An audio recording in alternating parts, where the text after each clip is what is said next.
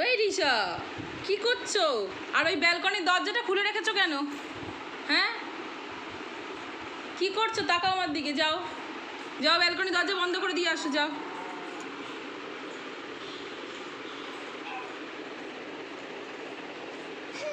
কি খাবে? আমি খেতে বসেছি, এই যে থোর। খাবে তুমি? হ্যাঁ, না খাও, খাও।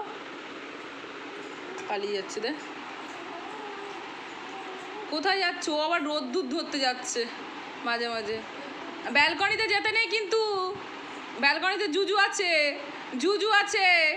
হাসছে দেখো কেমন করে। বাবা বাবা, এক্ষুনি পড়ে যাচ্ছিল। কি হলো, কি হলো?